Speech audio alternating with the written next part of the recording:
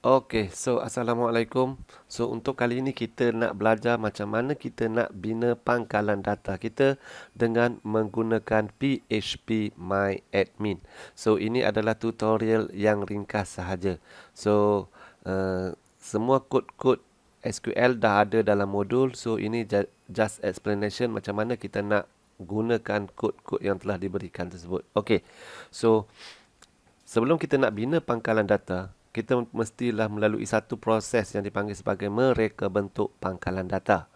Okey, yang mana mereka bentuk pangkalan data tu kita boleh gunalah sama ada kita nak buat ERD dulu ataupun kita nak buat penormalan dulu bergantung kepada kita punya sistem kita. So, sekarang ni kita nak setelah selesai semua proses reka bentuk tu daripada penormalan tu maka terhasillah kita punya skema hubungan 3NF kita. So skema hubungan 3NF kita ni dah ada. So yang mana nama entiti ni akan menjadi nama jadual kita. Dan juga nama attribute kita ni akan menjadi nama medan kita. Ingat di antara beza di antara jadual dan juga medan. Okey. So dia ada 4 langkah asas untuk kita bina pangkalan data yang lengkap. Langkah pertama kita nak cipta pangkalan data. Kita nak create database. Langkah kedua kita nak cipta jadual. Kita nak create table. Kemudian kita nak hasilkan relationship. Kita nak buat hubungan di antara satu jadual dengan jadual yang lain. Dan yang keempat kita nak masukkan data-data asas ke dalam jadual kita.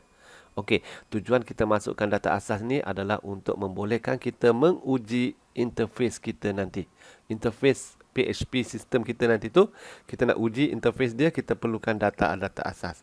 Jadi, kita masukkan dulu data asas ni, tujuan dia untuk kita memudahkan kita nak uji antara muka kita nanti, interface kita nanti. Okey, jom kita buat pangkalan data.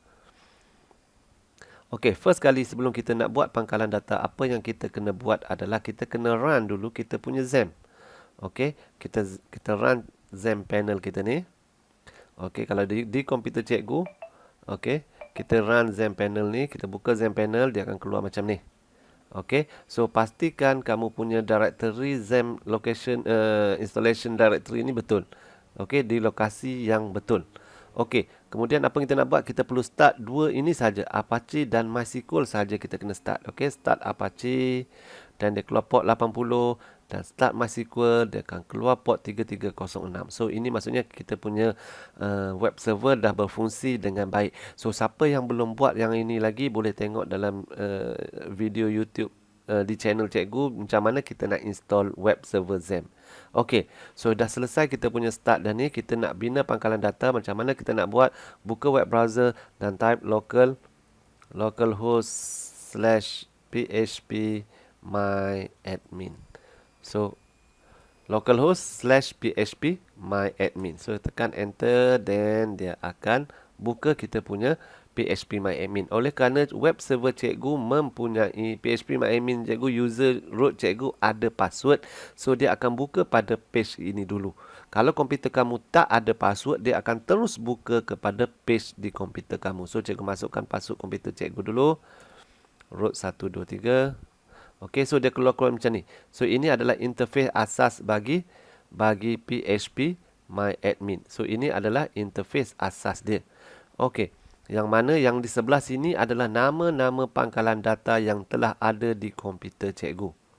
Okey, so macam mana kita nak buat database? Kita akan menggunakan kaedah menggunakan kaedah menaip kod SQL. Cikgu tak nak ajar korang cara mudah klik database, create database ini, masuk nama, tekan next terus jadi. Tak, itu bukan cara kita. So kita nak belajar menggunakan bahasa statement SQL.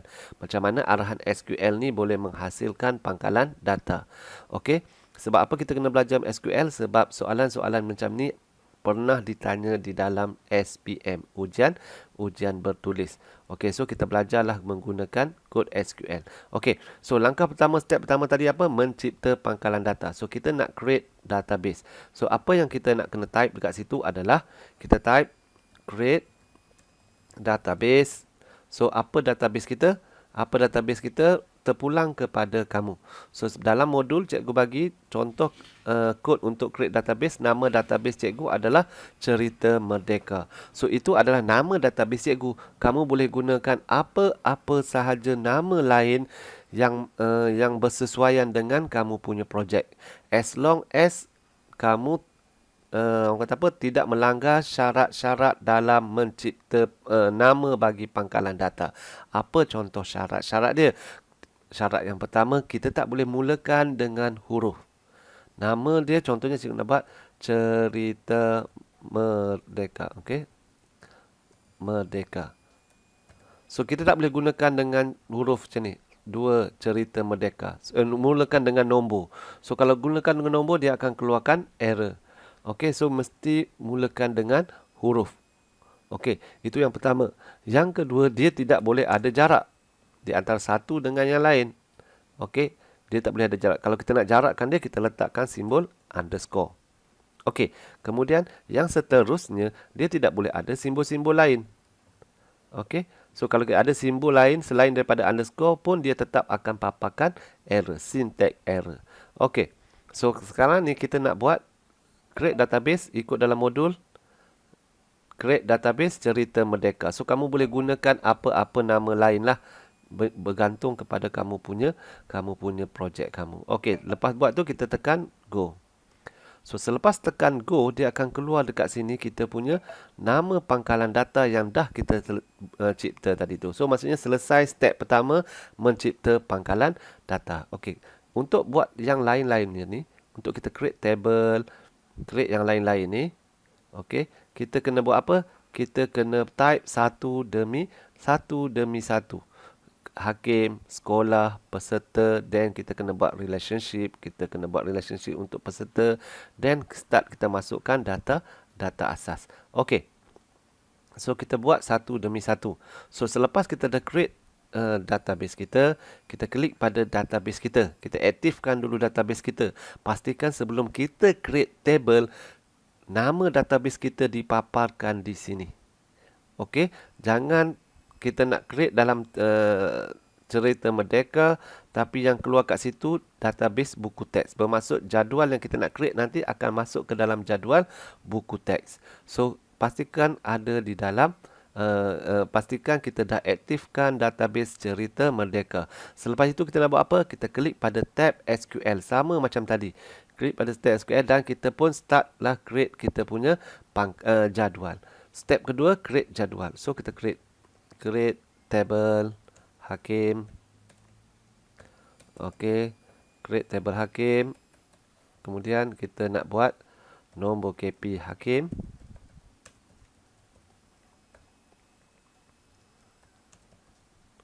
Not null.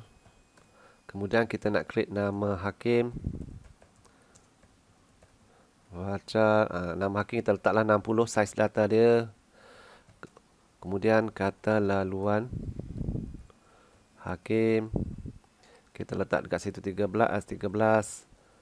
13 ni bermaksud minimum dia, maksimum dia. So maksimum huruf yang boleh masuk adalah 13. Nama hakim maksimum huruf yang boleh masuk adalah 60. Nombor KP hakim maksimum nombor yang boleh masuk adalah huruf yang boleh masuk adalah 12. Maksudnya dia ada 12 nombor. Nama hakim dia ada 60, maksudnya dia boleh masukkan 60 nama huruf. Okey, dia boleh masukkan 60 huruf bagi nama hakim. Lebih pada 60 dia akan abaikan. Dia akan ambil setakat 60 sahaja. Okey, seterusnya kita dah siap kita punya tu, kita nak create kita punya table. Okey, tertinggal ni. Varchar. Okey, kita nak create kita punya table, kita mesti create kita punya primary key. Ini ramai pelajar yang tertinggal bahagian ni. Lupa create primary key. Apabila lupa create primary key, kita nak buat relationship nanti akan ada masalah. So, sekarang ni kita create dulu primary key. So, macam mana nak isi kunci primer di dalam SQL?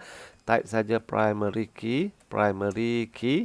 Dalam kurungan, apa primary key kita? Primary key kita berdasarkan kita punya skema hubungan tadi, 3F tadi, nombor KP hakim. So, kita type sini nombor KP hakim. Okey, setelah selesai yang ini, kita pun tekan go. Tekan go dan dia akan keluar jadual hakim dekat sini. Nampak? Sekarang ni jadual hakim dah berjaya kita create. Kalau kita tengok dia punya struktur dia, dia akan ada gambar kunci kat sini. Bermaksud kita dah isytiharkan primary key bagi nombor KP hakim. Andai kata kamu tersalah, kamu tertypo, kamu nak ubah balik nama hakim ni, kamu tekan pada change dan kamu ubahlah dekat sini. Okey, kamu ubahlah dekat situ. Then tekan save. Nanti dia akan ubah. Okey. So kita teruskan lagi kita punya jadual pertama dah siap. Kita buat lagi jadual yang kedua, iaitu jadual sekolah. Okey, untuk jadual sekolah cikgu just copy paste sajalah, kamu type lah. Okey, so untuk jadual sekolah pun sama juga, klik pada SQL, type lah kamu, kita punya create lah table. Create table sekolah, alamat typo. Okey, create table sekolah, then okey, type lah yang dalamnya tu. Okey, kita pun type kita punya yang dalam tu. Okey, so dah siap, dah type. Okey, semua dah siap. Then kita tekan butang go. Nanti jadual sekolah akan keluar di sini. Okey, tengok pula, kita buat lagi yang lain. Kita create table peserta pula. So cikgu just copy paste, kamu kena type lah. Okey, so cikgu pun siap type, then cikgu tekan go. Dia akan keluar macam tu. Okey, dia akan keluar jadual peserta. So in case andai kata kamu mengalami masalah error di sini. So let's say kamu tertinggal something else dekat sini lah. So apabila kamu tekan go, okey, kamu tekan go, dia akan keluar error gini. So jangan panik. Tengok error dia kata apa? You have a syntax error. Dia kata kita ada syntax error dekat line 10. So kita pergi ke tengok pada line 10. Kalau dia kata ada error line 10, bermaksud line 9 yang akan error. Dia tengok pada line atasnya. Kalau dia kata line 10 tak ada error, bermaksud line 9 ada error. So maksud errornya kat sini. So bila ada error, jangan gelabah. So setengah orang dia gelabah, dia ada error, dia tu panik, dia tak tahu nak buat apa. So belajar semak error sendiri. Itu adalah guru yang baik untuk korang.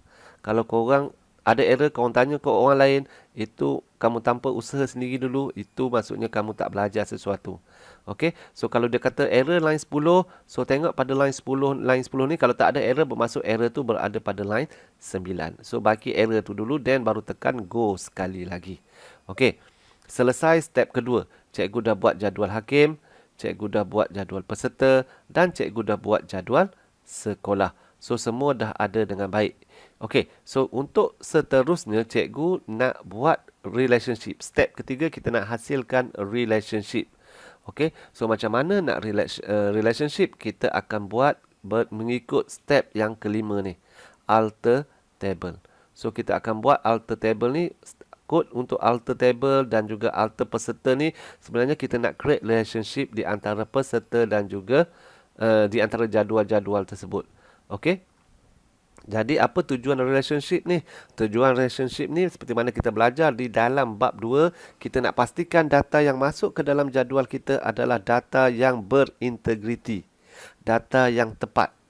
Okey, kita tak nak ada data. Kalau kita tak buat relationship, berkemungkinan jadual kita akan database kita akan menerima data-data yang tidak tepat. Jadi integriti data kita memang out lah kat situ. So kita nak create relationship. Macam mana nak create relationship? Sama juga, pergi pada kod SQL dan type alter peserta tadi tu. Okey, type lah kita punya kod yang kelima. Alter table peserta, add foreign key, kod sekolah. Sekarang ni kita nak buat relationship di antara jadual peserta dan juga jadual sekolah. Yang mana dia akan menghubungkan kod sekolah di jadual peserta dengan kod sekolah di jadual sekolah. Okey, kita nak buat relationship di antara peserta dan sekolah. Soalan ini pernah ditanya dalam SPM 2019. Jadi kamu kena faham sebenarnya apa yang kita buat ni sebenarnya. Okey, then kita tekan go. So selesai. Dia dah jadi relationship. So kita buat yang kedua pula.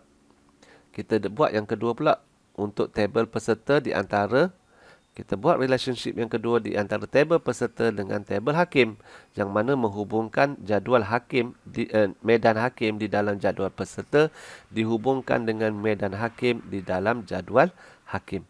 Okey, dan kita tekan go. So selesai kita punya relationship.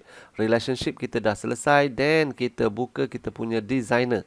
Okey, tekan more, kita buka designer. Tekan designer dan dia akan keluar macam tu, ada garisan. So kamu boleh susunlah cantik-cantik. Okey, kamu boleh susun cantik-cantik dia punya tu. So selesai kita punya relationship. So kalau kamu nak tu kamu save je lah.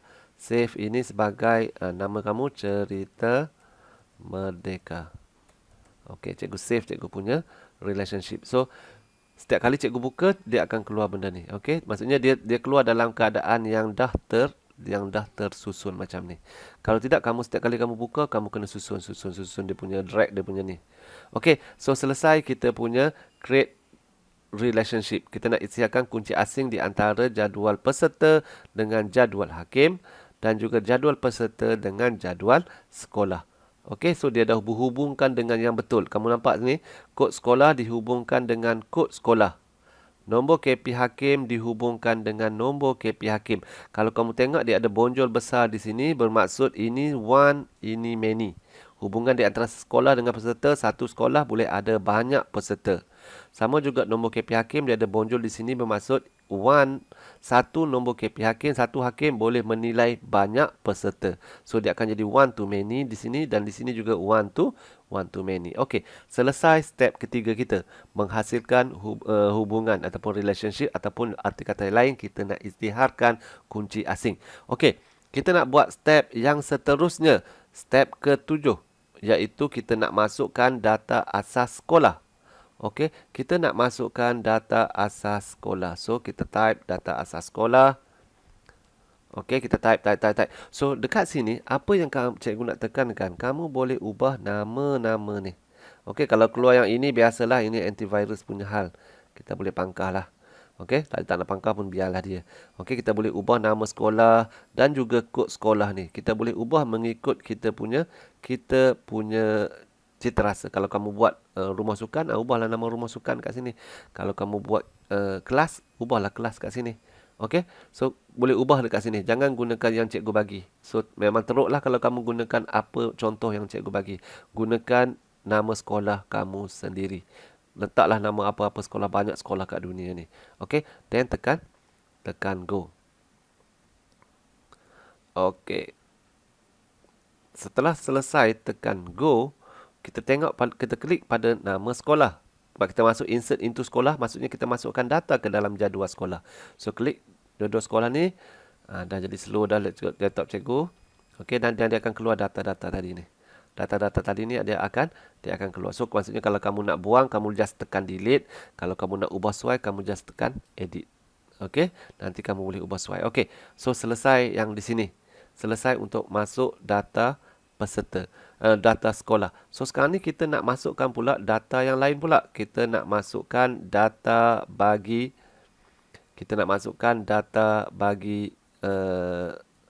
peserta. So kita type yang ke-8 tu. Step yang ke-8 kita nak masukkan data peserta. Data awal peserta. So nama Ali Abu ni dia ikut urutan sini. So ini nama peserta Ali. Okey, kemudian nama nombor KP peserta 111. Kata laluan peserta 111. Kod sekolah. Kod sekolah ni kena, kalau kamu ubah pada jadual sekolah, kamu kena matching lah, samalah. Sebab dia adalah foreign key, dia akan bawa nilai tu. So tengok pada modul ada cikgu tunjuk bahawa kod sekolah yang digunakan mestilah telah berada di atas. Maksudnya, kod sekolah yang kamu nak guna kat sini, kamu dah daftarkan dekat sini. So, kalau tak daftar, dia tak boleh. Sebab ini adalah child table. Ini adalah parent table. Jadual di sini akan merujuk kepada data di sini. Jadi, sebelum masuk data di sini, mestilah data tu telah wujud di sini. Okey, kod sekolah tu telah ada, baru kita boleh masukkan. Okey. So, dah selesai, kita tekan go. Dan dia akan simpan di dalam jadual peserta. Kalau kita buka jadual peserta nanti, Dia akan masukkan data macam ni. Okey. So, seterusnya kita nak masuk data asas bagi jadual hakim. Okey, jadual hakim kita masih belum ada data. Kita nak masukkan data asas dulu bagi jadual hakim. Macam biasa kita ikut step yang ke-9. Okey. Ikut step yang ke-9 dan kita pun type kita punya kod untuk insert into hakim. Okey, so kita pun type code insert into hakim. So nombor KP hakim boleh ubah, tapi cikgu suka 123 123. Apa tujuan dia? Tujuan dia sebenarnya adalah untuk mudahkan cikgu untuk log in. Cikgu tak masukkan nombor IP kad penilaian penuh sebab bila cikgu nak uji antara muka cikgu nanti, cikgu guna type panjang. So cikgu nak type yang ringkas saja 123 then log in untuk pengujian. So jangan kita masukkan nombor KP yang panjang-panjang lah sebab nanti kita nak uji di interface kita susah nak masuk satu-satu nombor KP. So kita gunakan yang ringkas 123 123. So selesai. Okey, so tekan go dan kita punya database kita dah selesai. So database dalam jadual hakim akan ada data hakim. Okey, dah ada data hakim, dah ada data peserta, dah ada data sekolah. Kemudian kita nak tengok kita punya relationship pun kita pun dah berjaya buat. Okey, relationship kita pun dah berjaya dibuat dekat sini. Okey, so bermaksud kita dah berjaya buat database yang lengkap. So, itu saja perkongsian untuk cikgu kali ini. Terima kasih. Assalamualaikum.